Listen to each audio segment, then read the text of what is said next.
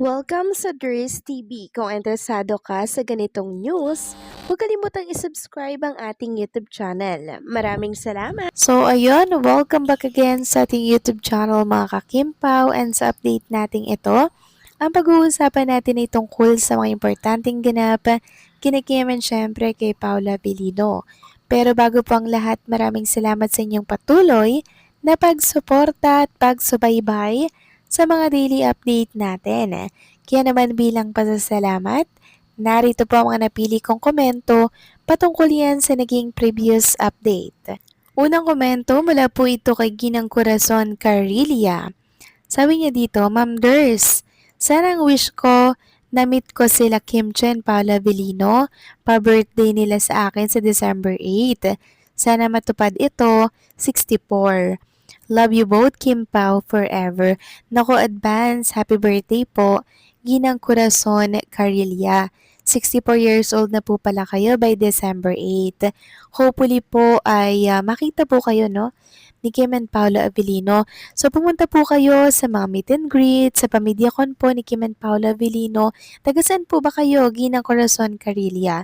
Huwag kayo mag-alala kasi pag-pray natin at ang mga Kim Pao fans na sana po ay ma-meet nyo na po, no? Si Kim and Paula Avellino kasi once na ma-meet nyo po si Chinita Princess, si Paula Avellino, parang mas starstruck kayo agad sa kanilang dalawa. Kasi parang si Kim Cho po yung Barbie na buhay mga kakimpaw. And yan po yung sinasabi ng karamihan na nakakita po kay Kim and Paula Avellino ng first time na hindi talaga nila lubos akalain na ganun kaganda si Chinita Princess. Iba daw yung kagandahan sa telebisyon pag napapanood lang. Tapos iba daw yung level ng ganda ni Kim Cho pag personal nyo siyang nakita. Mas maganda raw si Kim Cho sa personal. Ako mga kakimpaw, hindi ko pa rin siya nakikita.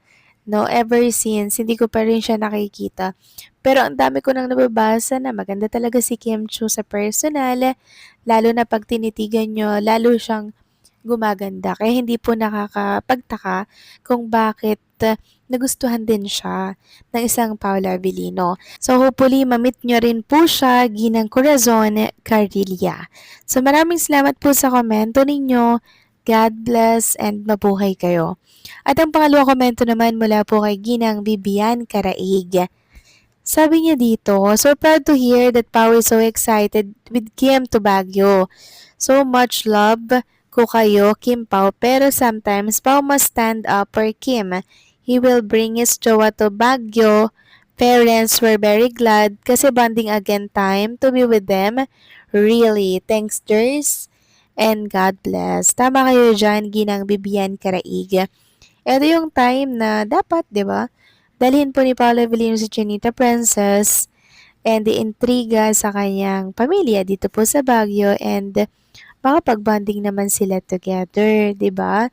Since si Paolo Avellino naman po nakaka-bonding na itong side ni Chinita Princess. So it's time na si Kim naman yung makipag-bonding sa family po ni Paulo, and feel na feel ko na gustong-gusto nila si Trinita Princess.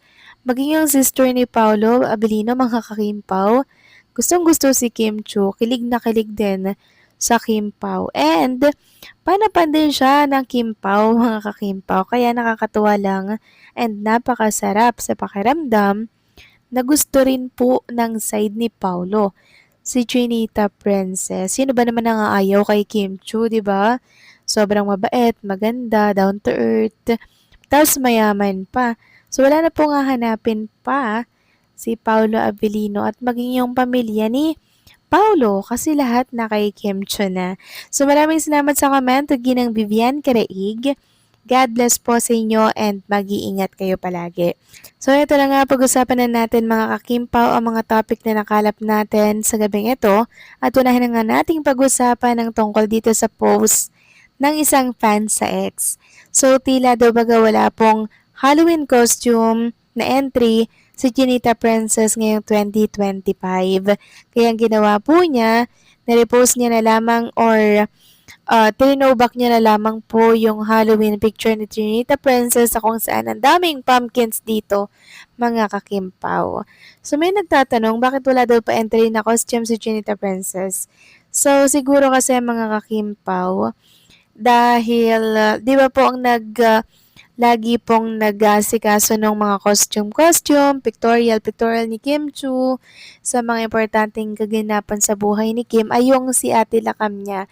Eh since 'di ba nga hindi sila okay ngayon, kaya ayan mga kakimpaw, wala rin po siyang pa-photoshoot ngayon para po sa Halloween. So, yung ate niya lang po kasi mga kakimpaw, yung masipag mag-prepare ng mga ganito.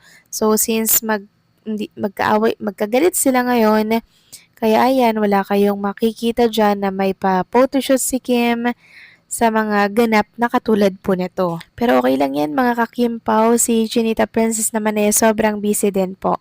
Samantalang next topic naman tayo, pag-usapan natin ng tungkol dito sa Plinex pong picture ni Rain ata to, kasama si Chinita Princess. So ito po ay sa may Rockwell ata. Kasi Plinex dito ni Rain, pangkin po ni Chinita Princess, yung Wasachi, mga kakimpaw. Yan po yung trending talaga ngayon na parang pinalit no sa milk tea. Sobrang sarap niyan mga kakimpaw. Yung Wasachi na yan. Wasachi.